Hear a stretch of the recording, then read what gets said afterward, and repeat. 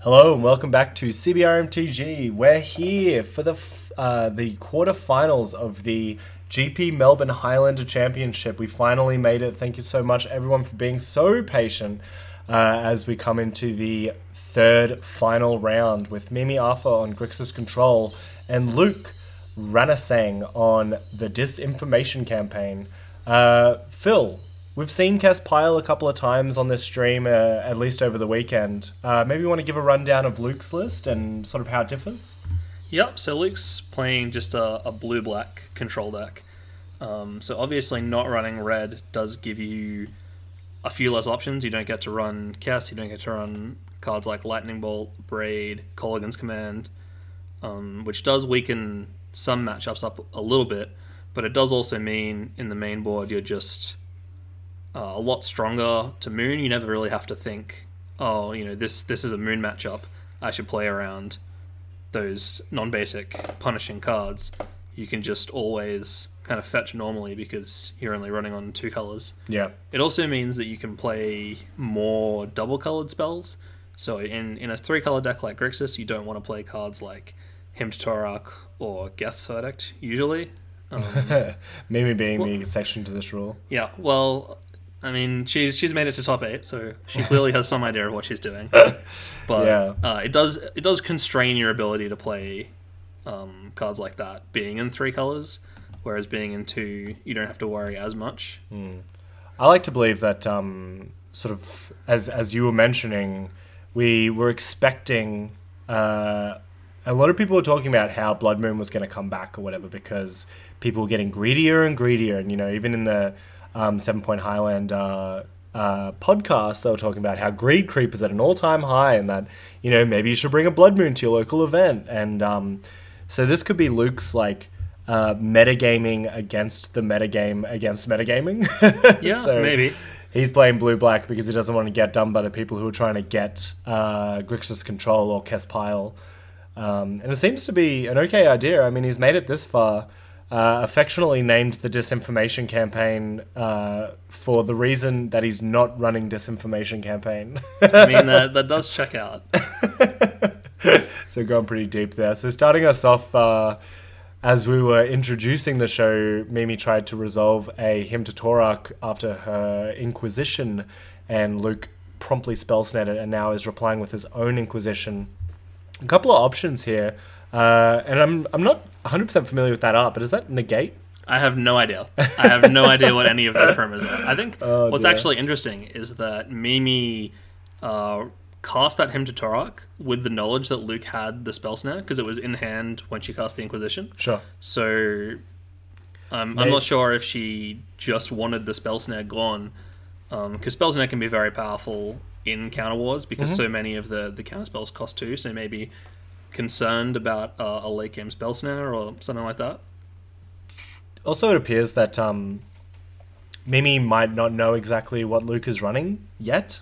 Sure. She's seen some cards in his hand, but I mean, she's been versing Grixis all day. Maybe she's just concerned that Luke is not running any red, or sorry, all the reds in his deck, and she's in the mirror match, but you know, just taking out some of those cards while she can, and like maybe leaving that Dreadbore open for a more influential spell. So if Luke just goes like turn 3 slam Kes, and she was not prepared for it, then it could go a different way. But it's hard to say. But the Dreadbore seems to be a little bit more influential at this very point in time than Hymn to Torak. What do you think? Well, the Dreadbore was taken away by the Inquisition. Oh, it was? Yeah. Never mind then. Which I think is a pretty reasonable decision on Luke's part. Yeah. There's only so many answers in Highlander to Planeswalkers. Yeah. Particularly in a creature like light control deck like Grixis. Means that if the opposing control deck can sneak a Planeswalker down and win the counter war over it, it's often pretty easy to ride a Planeswalker to victory. Yeah, 100%. And Luke running Ashiok in the main board, which we've seen a lot in a lot of sideboards, but sometimes leaking into the main board, a 3-mana Planeswalker that allows you to exile cards from the top of your opponent's library.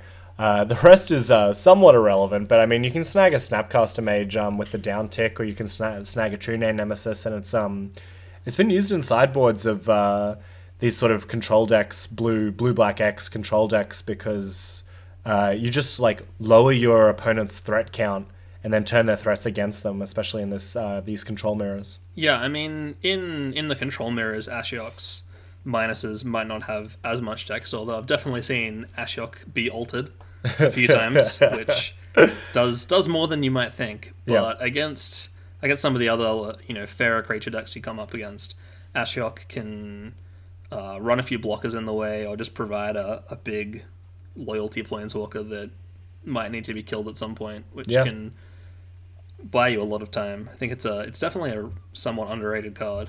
Yeah, puts a lot of work in. Speaking of underrated cards, or not so underrated cards, True Name Nemesis coming in again for another 3. Luke just slamming this down pretty quickly in the face of that, no longer in the face of that Dreadball, which wouldn't have done anything anyway, but it seems interesting that he was so eager to get rid of it, considering he's been riding this True Name for the last couple of turns. I think he drew the True Name after he cast the Inquisition. That'd be it, because the True Name definitely wasn't in hand, I believe, when Mimi cast hers.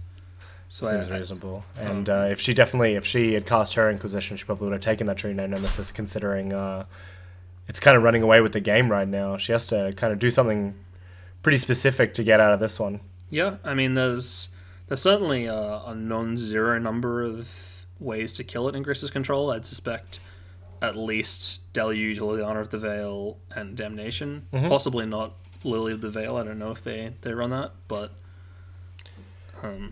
you can they definitely have a number of answers. It's just a question of if Mimi can find her way to one before True Name drops it to 0. Yeah, exactly. Diabolic Edict being actually somewhat of a staple in this format, because when you're versing True Name Nemesis, or if you're versing giant creatures on your opponent's side, it kind of gets around all that protection, and True Name Nemesis being a very good card in this format. So sure, I can absolutely imagine her playing some sort of Edict effect. Some people don't like cards like Diabolic Edict as much, because it's occasionally a pretty embarrassing card against a lot of board states. Your opponent casts Lingering Souls, you don't really want to cast Diabolic Edict. But yeah, absolutely. There's definitely not an endless number of those out there. Mimi has resolved a Jace here, which is not terrible. It'll certainly help dig to an answer, or... I wonder if she's intending to soak up a bit of damage just by... She's ticking up immediately, which means True Name is not a one-shot anymore, but even brainstorming at this moment might not be very beneficial at all, because I don't think she's playing any fetch lands from her hand. So well, she's got a Field of Ruin. She's got a Field of Ruins. Okay, so we'll protect her a little bit. The mana leak on Mimi's side taking out the Snapcaster Mage. I don't think she has to brainstorm with Jace to try and bait out a True Name attack, or just dig as deep as possible right now. She's definitely got a turn, maybe 2, before that has to happen. Sure. And the information is out. Luke's going to reveal a negate, the fancy art negate, and the lightning bolt. Interesting cards that she has left over. She put a fatal push to the bottom, so she's kind of just looking for that sweet answer to this True Name Nemesis. But Luke's sitting on Cryptic Command, which, as you mentioned before, is he Mystic Confluence? Yeah, I think that's Mystic Confluence, and that might be a Torrential Gearhulk on the left. Oh man, Mystic Confluence and Torrential, best 2 cards in Magic. Well, they're pretty good together if you get to that much mana. Absolutely. So yeah, Luke's kind of sitting pretty right now. He can't take out 2 counter spells, but he does have the ability to cast this mana Confluence pretty easily. Mystic Confluence, rather. Yeah. So he's probably just going to try and ride this True Name for the next couple of turns and hope it's enough. Yeah, it looks like no actual answers in that pile of cards for Mimi. Definitely not. You see a Exhibition Flooded Strand, a Colligan's Command, and a Cryptic Command. The Cryptic Command can tap down True Name, which buys a turn, which isn't the worst deal in the world. Sure. Which is opting to put away the Flooded Strand here, which probably means she wants to shuffle with the Field of Ruin, just because the 1 life changes the clock by a turn, puts her to a multiple of 3. Yeah, absolutely. And I don't see any sort of influential lands on Luke's side, somewhat obscured by the glare, but I think we're okay not seeing any creeping tar pits, which Mimi would be definitely interested in getting rid of. Yeah, I think she's interesting that she's tapped the field there. Yeah, perhaps she's... I guess she intends on casting Cryptic. That makes sense. Sure, she's going down that line anyway. She may as well tap down the team, but she's locked into the next card. So she's also gonna. She's not locked into it. She can upkeep field if she wants to. Okay, but she's also probably just gonna have a Torrential Gear Hulk flashed in here. Yeah, on the Mystic Confluence. And how do we win? I mean, sorry, she's still on 7, so... I think she's on 4, and that might be a bit behind. Okay, sure. We might have a... True Name attacked last turn, and Jace is still on 5. Okay. So we're just updating the life totals a little bit late. Mind you, it's this is, I think, 6 o'clock at night at this point. Starting to get a little bit late in the day, and we have 4 control decks in the top 8, which I think was pretty impressive. 4 or 5 in the top 8, so we ended up going quite long. So whoever that cameraman is out there, God, I salute him. He's certainly my hero. Yeah, so Mimi's down to 1 here. Yeah. Elected not to field in the upkeep or field here, which I guess. There's a mana constraint. Ooh. Drawing Deluge there is That's so pretty sad. much the saddest story ever told. It'll be interesting to see if she takes the hero's way out. Yeah. Casting the Deluge, paying the 1 life that she had available to her, killing the True Name, but unfortunately taking herself out as well. I think it's worth it. You got to get rid of that True Name somehow. Yeah, exactly. At all costs. Going into the sideboard now, on Mimi's side we have 1 Abrade, 1 Blood Moon, a Collective Brutality, a Dispel, Duress, Fairy Macabre, Flusterstorm, Glenorlenger, Archmage, Grafdigger's Cage, Hydroblast, Magus of the Moon, Painful Truce, Pyroblast, Red Elemental Blast, and Spell Pierce. On Luke's side we have Bitter Blossom, Damnation, Disfigure, Duress, Energy Flux, Engineered Explosive, Flusterstorm, Hostage Taker, Hydroblast, Nihil Spellbomb, Nullrod, Perish, Pithing Needle, Sorcerous Spyglass, and Teferi, Mage of Zalfir. Phil, how do you think that our players might sideboard? Well, there's definitely quite a few cards in the sideboards that are pretty strong here. I can see Mimi bringing in Dispel, maybe Duress. Flusterstorm seems good. Glenorlenger Archmage. This is the matchup you're playing it for. Yeah, absolutely. Pyroblast is pretty good. Elemental Blast and Spell Pierced, also not bad. Painful Truths. I'm not sure if this is the matchup where she wants to play it. Yeah. Being Sorcery Speed and tapping out for it's a bit awkward, but you also just want to pull ahead on cards, so this might be a place where you want to bring it in. Yeah. It's do you think that either player are considering which one's going to take the control role and which one's going to take the sort of aggressive role, or are they just going to try and both be the best control deck they can be? I think you want to configure your deck to be the best control deck it can be, and the person who takes the aggressive role is just the person who resolves the creature. Sure. It's more dependent upon draws and kind of how the play turns out rather than anything else. Yeah, that seems reasonable. Luke definitely has some good ones in his board too. He's got Bitter Blossom, he's got a Duress if he wants it, a Flusterstorm if he wants it, Hydroblast, has a bit of text. I probably wouldn't bring it in, but he might elect to. Teferi, Mage of Zalfir is fantastic against control decks. Yeah. It's a 5-mana creature with flash that says your opponents can't cast things except in their main phase. Yep. Well, except for when they could have cast a sorcery, which means that their counter spells have no text, which is not great. It's a good mirror breaker. I mean, that's definitely in there. It's surprising to not see any Keranos in Mimi's side, which is kind of at one point was at least a staple in these Grixis control sideboards for the control matchup. It's certainly a powerful card. Maybe just doesn't think that she needs it in comparison to sort of the 1-mana answers and the power of Glenorlenger Archmage. Yeah, which is a incredibly good card against control. Something that I really like that, and I see Luke thumbing forward that Teferi taking out the Ancestral Visions, which seems okay. I mean, it's nice to have a 1-mana draw 3, even if it does take 4 turns to go off. But I can imagine being annoyed at it getting negated after 4 turns of waiting for it to come off suspend. Yeah. On the other hand, if it does get negated or similar on your turn 4 when you would be casting it, it does mean your opponents kind of had to tax their mana, tax them a card there. It means you can maybe resolve a Jace or something while they're tapped out. Certainly not bad. Cost some mana before you go into your main phase, which is typically pretty good. Yeah, he's also got Bitter Blossom coming in out of the board, which I think is Bitter Blossom's so good. Very good against Grixis control.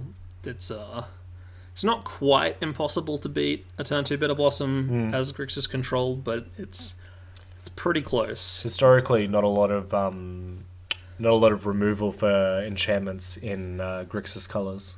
No, it's not something that those colors are really allowed to have. Which is probably for the best. I mean, she does have bounce effects and then can try to counter it back on the way down, but... I think the only bounce effect that people are playing for any permanent is the Cryptic Command. Sure.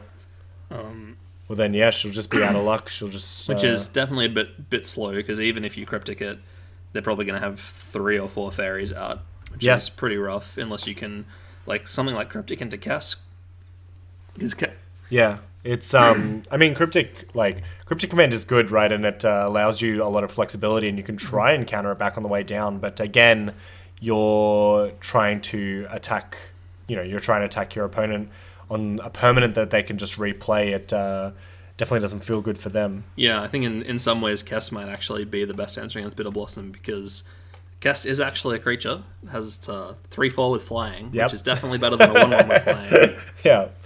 Blocking is the best answer to Baleful Strix. Best answer to Bitter Blossom tokens. It's definitely a good answer to Bitter Blossom tokens, because while they do fly, they are very small. Yeah. But they just keep coming. Yeah.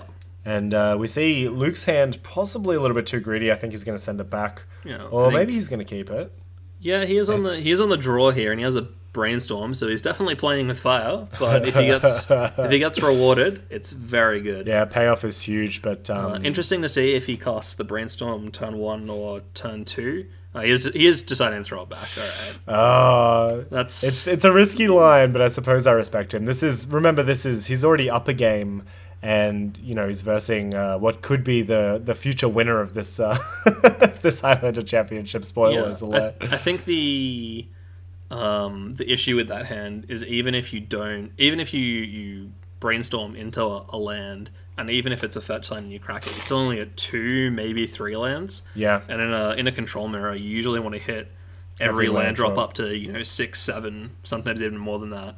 So I think that even if that hand kind of paid off, it still actually wasn't where you wanted to be in the matchup. That seems reasonable. I mean, this is pretty different to the original blue-black list that was dominating the format a little while ago under blue-black Delve but that's basically a completely different deck to this. Luke's Curve tops out at Torrential Gearhulk and Mystic Confluence mana, whereas the UB Delver deck could probably survive on 1 or 2 lands. Yeah, definitely. It was more of a tempo kind of aggressive deck. Yeah, and much less of a control deck. Both players not opting to draw game 2 and go straight to game 3, where they can both play 7. It's very disappointing. It's certainly something I always offer my opponents. Yeah. And usually they're confused and refuse. Usually they refuse, and then you go, all right, and then they lose the game because of it. So. Yeah, obviously. And then they multiply and you keep your 6. Definitely. All my opponents lose all the time. That's why I'm in this top 8 video. I mean, you were pretty close, right? You were. I was 4-1. I came 12th. Yeah, didn't quite squip in a resistance. Yeah, the awkward 4-1 bracket of. What was it like? I think it was something like 12. It was definitely a lot of people. It was down to 18th place, and 7th and 8th were on 4-1. So rough beats for the people who had been running very hot that weekend. But look, I mean, that's just the way it is. And Mimi's elected to keep in her Ancestral Visions. We'll see if it pays off. We'll see if Luke learns his lesson about whether or not it's worth keeping Ancestral Visions in these control mirrors. But drawing 3 cards is very good in control mirrors. Yeah, 100%. Especially when you don't mind letting the shields down on turn 1 or 2 to suspend it, and then it's kind of free in a lot of ways because you've got all your mana available when it resolves. Yeah, 100%. To fight over it if you want, or to punish your opponent for preventing you from getting it. So it's very powerful when you can cast it on sort of turn 1, turn 2. Yeah. Luke's hand finally finding. I mean, the can that he kept did not have any black mana in it, so I think he's pretty happy to find this black mana. Interesting doing the end step shock. End step, get the Watery Grave tapped, because that's a very modern play, right? We see that a lot in modern, but with the advent of dual lands, you don't really feel like you have to do that as much in Highlander. But well, you don't do it as much in 3-color decks, but in 2-color decks, you're only playing. You only get to play 1 Underground Sea, 1 Watery Grave. So it does mean that you're not forced into the line, but a lot of the time you want to. I think he does have a Brainstorm, so. Might have been worth to keep the hanging on to the fetch for the shuffle. He does also unfortunately get his Bitter Blossom Force of Will here, which is pretty tragic. Particularly since he had the Mental Misstep in hand, so if it was a Spell Pierce or something like that, he had an answer. I don't know about Force of Will in these control mirrors. It seems that the card disadvantage is not often worth the worth the slot. But would you keep a Force of Will in these types of matchups? I think it's pretty hard to say against control. There's definitely instances where you want it, and there's obviously instances where the card disadvantage is terrible. I think it's probably worth it in most cases because it does give you a good way to win counter wars, because you don't have to pay any mana for it. Yeah. So obviously, if your opponent's making plays thinking you have X amount of mana available, and you actually have, an extra spell that doesn't cost anything. Yeah. It does definitely lead to some very powerful situations. Yeah. I mean, also, I suppose on the plus, your opponent is not playing that many, finishes. This is a control deck. You're supposed to have just a couple of finishes just to round out that game when you're ready to turn the corner. But if you can end up Force of Willing one of those, such as the Bitter Blossom on turn 2, then more power to you. Yeah, definitely. There's a Liliana of the Veil here, which is a pretty powerful card, particularly against an opponent with only 1 card in hand. Yeah, this is a good time for this Ancestral Visions to resolve. So it's a good time to draw a Creeping Tar Pit.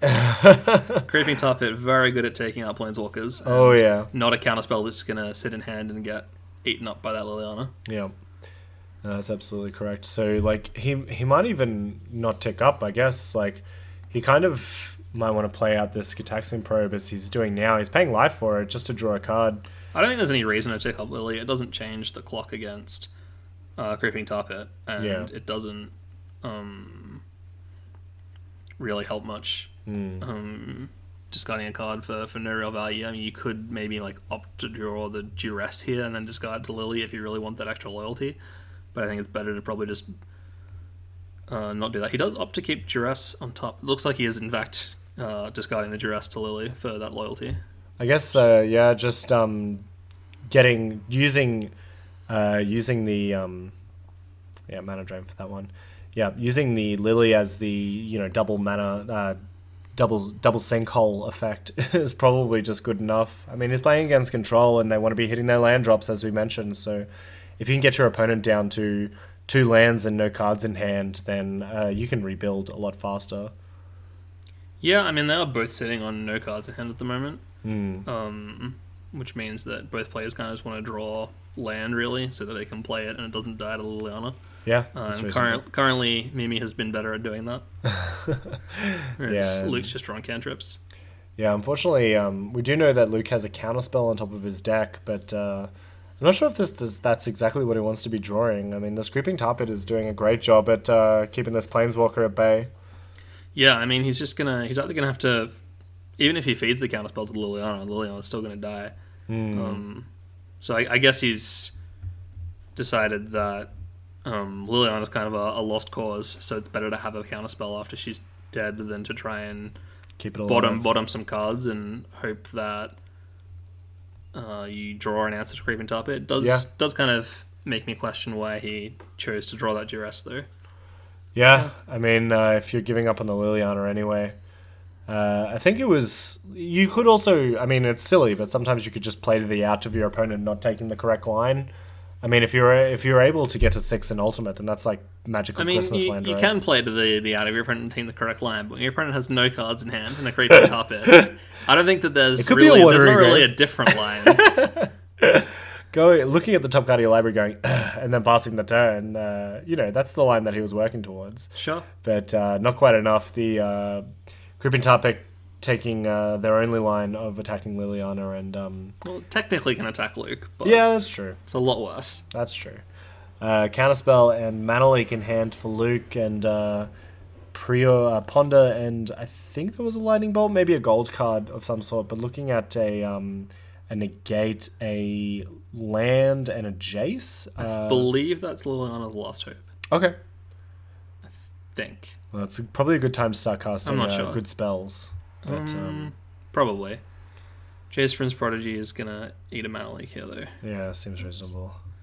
And I mean, Mimi's ahead on resources only slightly. Well, she's got more lands, but she's got one less card, so it's all pretty comparable. Kind of interesting that Luke's drawn a Thoughtseize here and opted to not cast it. Yeah, I mean, it's not doing anything in his hand. Yeah.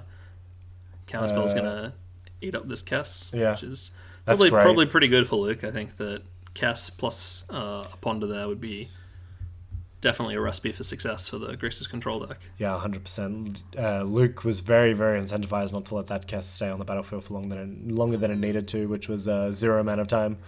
But Mimi's still clocking ahead. I mean, this is a Blood Crypt. Yeah, okay. So I think that maybe the reason Luke's hanging on to the Thoughtseize is because he doesn't have anything to resolve after it. So even if he Thoughtseizes away a counterspell, for example, it's just not as good. So he's gonna cast the Thoughtseize here to protect the Edict. Yeah. Which makes sense. That's a Brainstorm, I believe. So maybe we're brainstorming in response. I suppose we're brainstorming in response. Seems reasonable.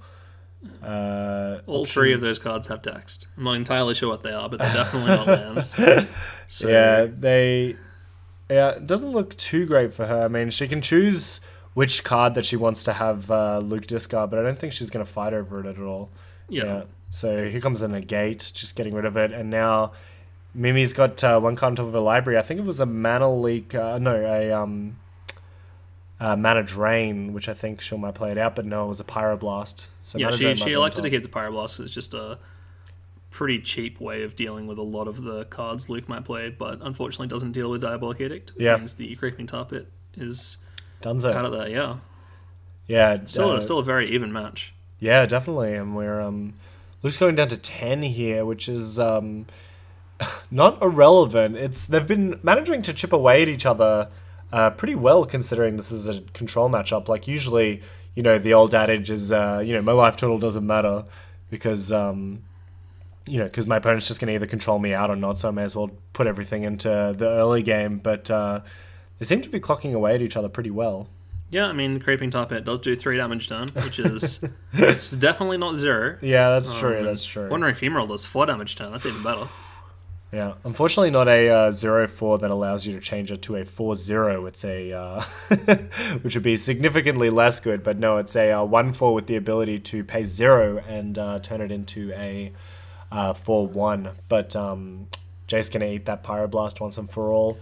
I wonder if Luke has a follow-up, and unfortunately he doesn't. So yeah, being both a 1-4 and a 4-1 means it's pretty good at both attacking and blocking. Yeah, 100%. And you can activate that ability multiple times to annoy your opponent, which I think is really important. Yeah, definitely being able to troll your opponent a little bit, not too much, but just a little bit, is a very important thing in Magic the Gathering. Especially when you're so deep in the deep in the top 8 and pressures are high. Obviously. Just saying 1-4, 4-1, 4-1. Probably not what Mimi's intentions are, but we'll see if she goes in for the attack. It looks like she's gearing up for another one. Yeah, I mean, you've got Luke down to a point where 3 Funeral Swings is lethal, so he really does have to answer this card. Yeah. He can't just let it sit around. And it looks like he's going for a Snapcaster. Yeah, he's looking to Snapcaster Edict, and he's going to get to because he got Philosopher Storm. So nice. That's all pretty good. Yeah, it's all worked out pretty well for him, and now he has the threat, so... he does have a nice Ambush Viper ready to go to town. Alright, drawing a card. Mimi's back on 2 cards, so she will be able to, try and use these cards as best as she can, but she's managed to top deck, or at least procure some of the best cards that she can for fighting, but Speaking of which, we'll see if we can match up against this Trina Nemesis back at it again Yeah, for Trina round Nemesis. 2. Trina Nemesis is really good here because I imagine that the Grixis control deck is pretty Wrath light post board. Sure. I'm not sure if she would go to 0 just because she knows that Luke does have a True Name in his deck, so you probably don't want to play no answers to True Name and hope he just doesn't draw it.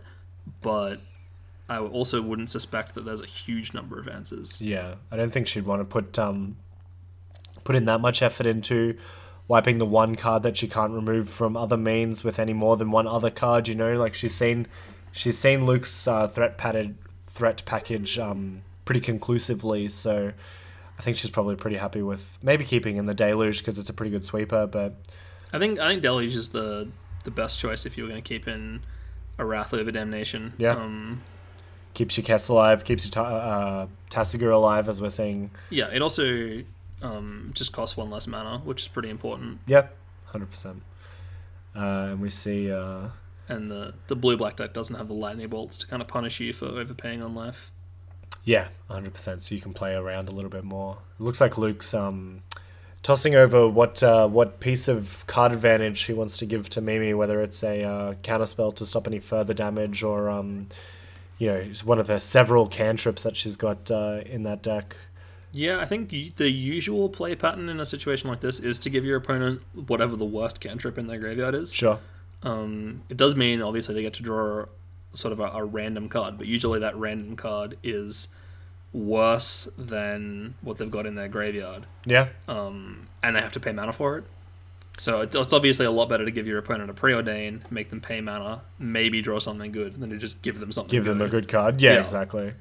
But, the activated ability on Tasigur being pretty crucial for this game specifically because she really needs to work hard to reclaim some of that card advantage that she lost throughout the early game. Well, Liliana is actually a big deal here because it means that the Snapcaster is gone, so the Snapcaster can't chump block a Tasigur, which means Luke can't attack.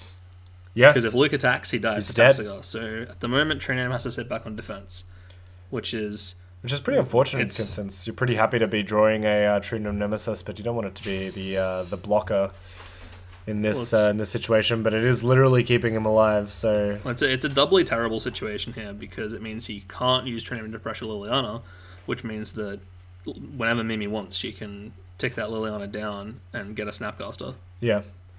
And I was seeing this very foily counterspell come out of Mimi's side, protecting herself from a Hymn to Torok, getting rid of those last 2 lands. I think she thought maybe getting rid of 1 land is better than getting rid of one card. 1 card is better than getting rid of 2 cards, which is why she opted for that counterspell. But yeah, I mean, having Preordain, it's not nothing. It's certainly not terrible. I mean, you're going to lose the counterspell anyway, so you may as well keep the Preordain. It is only 1 mana. Not the end of the world by any means. Yeah, and it's a ticket to this Glenelendra, which will provide more pressure and a very efficient counterspell in this matchup. Yeah, having flying is also pretty important because it means that Glenelendra by itself is a 2-turn clock against Luke. Yeah. So unless he can counter it on the way down, he's probably going to have a pretty rough time against that card. Yeah. I haven't seen the power of Glenelendra in this on this day because I'm pretty sure Mimi was the only person that I saw play it, but it seems pretty strong. We're going to see the power of it soon, but just imagining the persist at any point, she's going to have enough mana to be able to pay for the counter spell as well, if I'm not mistaken. But that's yeah, I mean, white decks have kind of fallen out. I mean, by white, I mean sort of fair white decks, whether that be control or mid-range or whatever. They've fallen out of favor a little bit, which means things like persist are just really powerful because you're almost always going to get the second go around on your creature. Yeah, 100%. And Glenelendra obviously can just eat very, very impactful spells. Oh yeah, it's pretty bad against most creature decks. As it's only a 2/2 for 4 mana. Sure. Sure, it blocks a little bit, but that's probably not going to get you very far. Well, it seems great here. Yeah, it's very good against control decks where they're just full of answers and they don't want to have to invest all of this mana into killing a creature twice. We saw We saw Mimi last turn, but opting not to do it this turn. She sort of threw her land on the table and then just said, "Look, I'm ready to go." You know, she all her cards are on the table literally, and she was not wanting to hold up any sort of fake information about whether or not she had any good cards in her hand. But she's opted to keep this island that she's got in her hand now. So maybe this time is the time. Yeah, I mean, it's not terrible to bluff that you have some kind of answer. You still have plenty of mana to activate Tasigar. Plenty of mana to activate Glenalendra. There's no reason, really, to play out the land on that last turn. Yeah, 100%. Whereas, you know, now the land's being played out because it gives more mana to follow up the cast play. Yeah, this is a great play from Mimi, as well as having the Glenalendra on saving duty, you know, if Luke had any sort of response to... I mean, you can't respond very well to the Liliana activation because it's just on the stack or whatever. You can't... you can stifle it if you had the stifle, but otherwise Kess is coming down, but it was enough to finish this game. Yeah, the power of some flying creatures, too much for a name to handle. It's really the hard yards that Creeping Tarpet put in the early game. Yeah. That true name had to kind of sit there and do nothing. Yeah, 100%. And we see going into game 3 now, Luke's deciding if he wants to side it anymore, and it looks like he's thumbed a Pithing Needle to the front, possibly scared of the concerned about the creature lands that it came down, and as well as... I mean, he saw Liliana as well and Tasigar, so there's no shortage of Pithing Needle targets. I mean, Pithing Needle is never a terrible answer to a Planeswalker. Yep. And it's decent against those kind of creature lands. Looked also like he was bringing in a Nihil Spellbomb. Yeah, it definitely seems reasonable. Yeah, I mean, usually you don't want to kind of overboard graveyard hate against control decks and things like that. While they do have graveyard synergies, they're not kind of leaning on them so hard. So if you spend all of your mana and card resources kind of just hating out their graveyard, you can often leave yourself in a pretty bad state to just deal with a couple of Planeswalkers. But Nihil Spellbomb cantrips, which is means surprisingly relevant. Yeah, in a slow matchup, it's usually not terrible to tap. If you have to cash it in as a cantrip early, you just do, it's fine. Yeah. It looks like we've opted to get rid of the mana leak, and I'm pretty sure he took out the Force of Will, but I could have been mistaken. He's definitely taken out Force of Will. I think it's very interesting he's taken out so many counter spells. Yeah, well, it's proved that he might not win with what's on the stack at this point, because Mimi can just generate so much value and throw down so many threats that Luke has to also be concerned with the threats that are on the battlefield. So not looking to try and fight, which is interesting because he's kind of, by saying that, he's giving up the, he's giving up saying that he wants to be better at control than Mimi is by taking out all those counter spells and replacing them with permanent-based hate. Yeah, it seems like he's definitely hoping that his avenue to victory is to land an early True Name or an early Bitter Blossom and kind of ride that card to victory rather than play out a long game and win that way. Yeah, 100%.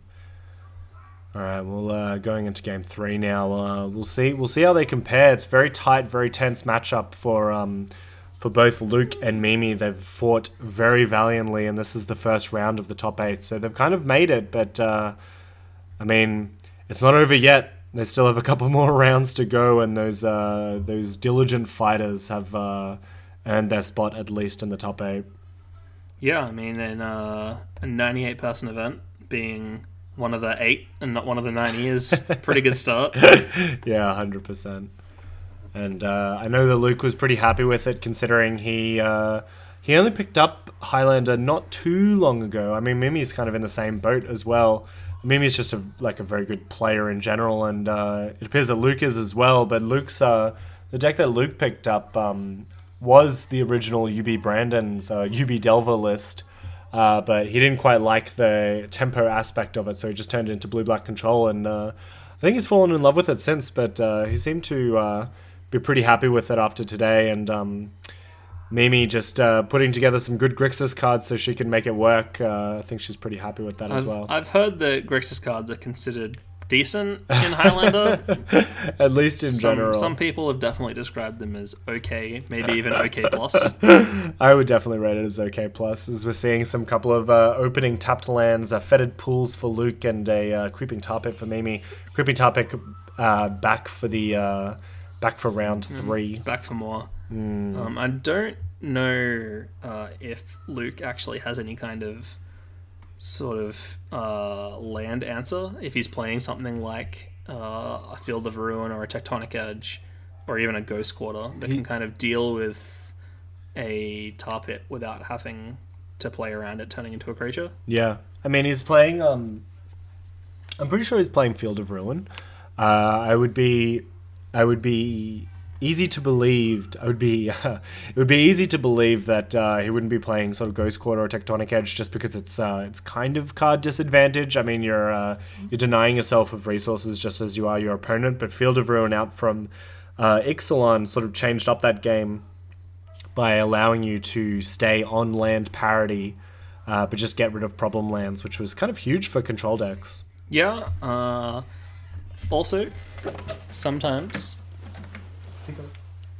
Field of Ruin just functions as kind of the world's worst dual land. Sometimes you gotta crack it to fix up your mana, and it definitely does do that. The land that you get to find off your Field of Ruin does come into play untapped, which means also sometimes you just end up doing things like turn 3, crack your field, cast a cantrip or something like that. Yeah, I mean, giving you an untapped land is actually so relevant as well, because you can do it just in the same turn that you're holding up a counter spell, or I mean, it technically costs you, well, not technically, it technically costs you 2 mana to activate, but realistically, it costs you only 1 mana to activate. Well, it costs you 2 rather than 3 because you do have to tap the Field of Ruin. Sure. But it's still a pretty good deal for dealing with a problem non-basic that doesn't actually leave you down on cards. Yeah, 100%.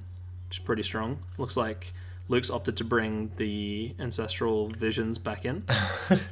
Being very monkey see, monkey do, he saw, he was tossing up whether or not he wanted to play it, and then he saw Mimi get so much value out of it. I think it got counted on the way down, didn't it? Yeah, eating up a counter is a valuable thing in the matchup. Yeah. It also might just be, he might be thinking it's better on the play than the draw. Okay, that's also reasonable, yeah. Not sure if I agree that it is in this matchup, but that might be his thinking. Okay, yeah, that's definitely a reasonable line to take. Mimi going for the fancy Brainstorm followed by the fancy Fetch Land to find the fancy Watery Grave. Fantasy Watery Grave. Look at that sad creeping tar pit. It's not shiny at all. Yeah, Mimi fortunately sitting on the correct side of the battlefield where there's no glare, and Luke, you barely even know whether or not any of his cards are foil, but I'm going to go with no. But yeah, that's a pretty nice turn for Mimi. Just I'm usually not a huge advocate for the end of turn Brainstorm just because, but following it up with the fetch land and yeah, if you have the fetch, then that makes it a lot better. Yeah, for sure. And Mimi following up with the Ancestral Visions of her own, so it's going to be a battle of the Ancestrals, but Luke is a turn ahead, so we'll see if it's good enough. I think that actually sort of adds to your reasoning for why it's better on the play on the draw, because you want to be ahead of your opponent drawing 3 cards instead of behind your opponent drawing 3 cards. Definitely. It looks like Luke drew Teferi for turn there, which is pretty fantastic if he can cast it, but it also seems like he's missed his land drop, which is pretty bad. Being stuck on 3 lands is not at all where you want to be. Yeah, 100%. I mean, he's got some gas in hand, don't mind us, but he's going to have to protect himself pretty well. I mean, this is a draw step click, I believe. No, it's an end step click. It's an end step click, sure. Yeah, I think usually against fairer decks, there's a strong argument to end step click because you don't want to tap out and let them kind of resolve a different fair threat in their main phase, the one you take away. Yeah, you kind of draw step click is a lot better against combo decks where they've kind of got very specific cards that you have to deal with. Whereas if you just want a creature that's a threat and a bit of information, doing an end step so you can keep your shields up for longer is sometimes the better line. Yeah, absolutely, and that's a very good point. And we're tapping out. Thankfully, Luke will be pretty happy to try and resolve a threat here. Gurmag Angler being one of them. I mean, we can just windmill slam down this Gurmag and how many lands we have to take away? Nearly all of them, yes. Yeah, it is unfortunate that he has to actually tap out for his Gurmag Angler and didn't have a few more graveyard resources for it. Does mean that if Mimi has any kind of answer to the big fish, then not much Luke can do about it. Although I don't think she actually does. She seems to have a lot of counter magic and a couple of creatures. Yeah, she's got a she does have a couple of answers to the stack, but yeah, Glenalandra coming back. She also has that Vendilion Click in hand. And a Tasigur. And a Tasigur as well, yeah, wow. So this is the time to try and keep Gurmag Angler around as long as you possibly can. Yeah, it's definitely a very, very large creature. Very funny. A common coming out of Fate Reforged, I think, or is it Cards of Type? No, I think it's Fate. Okay. Just absolutely smashing it in the formats that it's allowed in, you know, being a multi-format all-star, the Gurmag Angler, and coming in as just a, you know, just a common 7-mana fish. 6-mana fish? Pretty sure it's 8. 8-mana fish. Well, it's actually 1. It turns out 1-mana 5/5s are really good. They're, in fact, good enough for Vintage. Yeah. So... And it doesn't even have flying, so what's really the point? Yeah, it's just a giant idiot fish. Yeah, it turns out very good. You can play a 5/5 and still hold up, you know, 4 mana for counterspells or whatever. Yeah, I mean, it also dodges things like Abrupt Decay and Fatal Push, and a lot of red removal, like Lightning Bolt, really well, because it's just, you know, enormous. And I mean, if your opponent's playing Lightning Bolt and a Braid to try and stop your Gurmag Angler, you're probably pretty happy about that anyway. Yeah, definitely. If they want to 2-for-1 themselves with burn spells, it's great. Something you're happy with. Looks like we're seeing a Brutality here in the bad duress mode. You take Counterspell or Flusterstorm. Yeah, we were opting to take the Counterspell. We were talking about this off cast because we thought it was very interesting that I mean, Luke plays it in his main board because it's a great card for blue-black, and I'm sure he likes it in his main board. Mimi's opted to have Collective Brutality in the side. Phil, what's your thoughts on that? How do you feel about it? I think it's kind of interesting. So I think that usually with Collective Brutality, you want to cast it in mode, I think it's mode 1 or mode 2, being the look at your opponent's hand, take an instant or sorcery, or give a creature -2/-2. Mm-hmm. And I think that there's some matchups where sometimes you escalate and you do both of those things. But a lot of the time, you don't want to against the same deck. You know, some decks you want instants and sorceries, and some decks you want creatures, and there's not often an overlap of both. Yeah, I mean, modal spells definitely have a lot more value in a singleton format, but yeah, I can imagine not ever wanting to escalate might just be a reason to not play it. I mean... Well, my thinking is that if you've got a card that's a bad removal spell or a bad hand disruption spell, you often might want to play it main board and then sideboard into the thing you actually want game 2. Sure, that seems reasonable. Sometimes you do just kind of escalate it kind of for the hell of it because you've got extra lands or you've got some way to recoup the value. Maybe you're playing Reanimator or a Life from the Loam deck or something. Or you just, you know, it's your 8th land. You don't really need it. Yeah, absolutely. But it's definitely an interesting card. It might just be that she's worried about aggressive burn decks, where you do just want to take a creature and drain them because the 2 life just buys you that little extra bit of time. And it might be what she feels is kind of the best card against those decks. That also has a bit of text against some combo decks, some control decks, and maybe a couple of creature decks as well. Yeah, and Collective Brutality is being able to take the mission briefing that's sitting in Luke's hand. Speaking of cards in hand, probably something that he's testing. Maybe he's liking it, maybe he's not, but it seems pretty okay here. It's particularly good when you, because it's not Snapcaster Mage, because you actually get to pay the alternate cost. For anyone who doesn't know, Guilds of Ravnica Mission Briefing is a blue instant that allows you to surveil 2, which is look at the top 2 cards.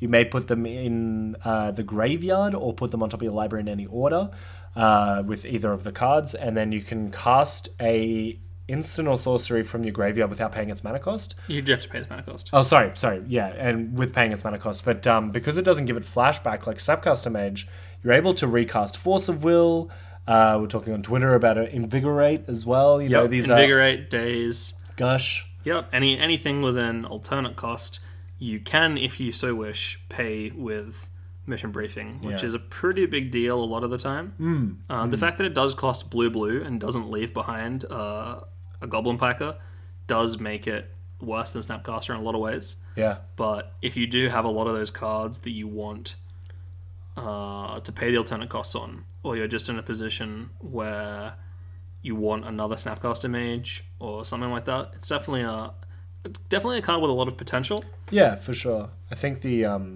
fact that you need 2 Snapcaster Mages and you've only got one, like the Singleton format definitely lends itself to playing more obscure cards, and Mission Briefing definitely being the obscure version of Snapcaster Mage. But I think the 2/1 body for a lot of control decks is basically exactly what you need. In some instances. It does a lot more than it really has any right to do. Yeah, 100%. Plus, being a creature means that you can recur it with things like Lena on the Last Hope and Colligan's Command. Yeah. Which is definitely a lot. It's a big deal. It is definitely a big deal for sure. And so you see just snapping off Field of Ruin on a dual end here. Maybe we're trying to fix our colours. I think maybe she has Fiery Confluence in hand, but I could be wrong, because that seems like a pretty bad card to have in this instance, right? Unless you're... I'm also not certain she'd even be playing Basic Mountains. So even if you have Fiery Confluence, it's probably not something you're actually going to need to figure mana for. It might just be you don't need the Field of Ruin. You take a land out of Luke's deck, so he's a little bit more likely to brick on his land drop. Yeah. It sort of constrains his mana a little bit because he's got less cards that tap for both colors. Oh, also he's surveilled. Yeah, that's also true. Yeah. So surveilled. He was pretty happy to keep what was on top, so she was probably happy to just snap off one of those shuffle effects. We're seeing some good sideboard cards here with the Teferi still sitting in poor Luke's hand. It's a 5-mana creature, if I'm not mistaken. Yeah, it costs triple blue and 2 for the Mage of Zalfir. Oh, triple blue and 2. The easiest casting cost for some decks. Not so much others, but also the Mystic Confluence making a comeback for the next round, and Jace Vern's Prodigy sitting in there as well. But we're going to take the Mage, which I think is probably reasonable, especially considering Luke did have that land on top, which is probably not very happy about, but that's the way it is sometimes. Yeah, I think what's kind of interesting here is that, less so this turn, where Mimi's elected double block, but kind of in the earlier turns, was never attacking back with Tasigur when Gamma Angler was swinging in. Yeah. I mean, it is 4 damage compared to 5. It's only 1 damage less in the race, and if you don't intend on blocking the Gamma Angler, then you kind of may as well swing in. You'd have Luke on a bit less life, but... Yeah, maybe she was protecting from any sort of flash threat, but I think the amount of flash threats they could take out of Tasigur, Tasigur is pretty small. Yeah, seems like Luke's drawn True Name once again here, so if it's just True Name racing against Medallion Clique, True Name will win this time around, because Luke does have that life buffer. Yeah. Maybe probably a little unfortunate that she's missed the couple of hits from that Tasigur earlier on, as you so mentioned before. But look, I mean, True Name, here he comes, crunching in, and Luke's holding up that Mystic Confluence mana, so should be enough. I mean, hopefully. Yeah. Might even be able to bounce the V-Click if it becomes a problem, but no match for this Red Elemental Blast that Mimi drew off the top. Yeah, I mean, unfortunately, Red Elemental Blast... can't target True Name Nemesis once it's a creature and has protection. No, sorry, I meant for the Mystic Yeah, Confluence. definitely. Yeah. To try and protect the Creeping Tar Pit going into attack mode is definitely relevant. I think it changes the race entirely. It means that Luke loses it rather than wins it. Yeah. Luke's by a turn. Yeah, a whole turn, which is pretty relevant. I mean, bouncing the Creeping Tar Pit might be what he wants to do, but he's going to leave himself wide open to this Red Elemental Blast sitting in Mimi's hand, and also now he's got no cards in hand again. Well, I just don't think he doesn't really have the luxury to play around a counterspell if Mimi has one. She has 3. Only 2 of them actually deal with Mystic Confluence, but you kind of just have to take the line here, because the alternative is to wait a turn and just give her another draw step to maybe hit. Whereas, if the Mystic Confluence resolves if it's an end step confluence, which I think it is, bouncing those creatures means that Tar Pit it's so long before Tar Pit can attack again. Yeah, 100%. I don't know about bouncing the. I think he's not. I think he's. Oh no, it does seem like he's electing to bounce the click, but it's not actually important because confluence is not resolving. Yeah. Yeah, I think there's no real point bouncing the click because it can be flashed out again. Especially this turn as well. I mean, we're still gonna get in. Poor Luke. He's on one. He's put Mimi to 1, but she's managed to creep ahead with this creeping Tar Pit as well. That's what it does. It likes to creep. Skulks on in there, and I think she's just going to elect to go for the. Well, she's preordaining. I mean, you may as well. Yeah, especially when there's a dig through time. You're on 1 life. You don't want to get overconfident swinging with that Tar Pit and lose the game. So I guess. Also, did she counter the confluence with the Red Blast or the Storm? I don't quite remember. Flusterstorm. Yeah. Because I mean, if you have Flusterstorm still in hand, then there's a logic to just casting your cantrips, get Storm up, make Flusterstorm do more. But looks like it doesn't matter. Luke missed that last turn, so he's unfortunately gonna lose that match, and Mimi's gonna go on to the semifinals. I mean, Mimi. I think talking to her afterwards, she said that she would have played a couple of things different, but I think both players played extremely well, and this is such a true testament to. Good control magic is when you're seeing it in the mirror. You're versing your opponent, and your opponent's playing a very similar deck to you, and you just have to play better to win. Yeah, I mean, in the Swiss rounds earlier in the day, I saw Mimi playing against Sarvin, and I don't think either of them took a game action other than playing and cracking fetch lands until turn 7, which was certainly a sight to behold. a true measure to the power of magic. But congratulations, Mimi Arthur. She's going to go on to round 2 of the top 8. Taking down Luke Ranasinghe on the disinformation campaign. But congratulations to both players for getting it this far, and congratulations, Mimi, for making it down to the second round. Please tune in for round 2 of the top 8 of the GP Melbourne Highlander Championships, and we'll see you then. See ya.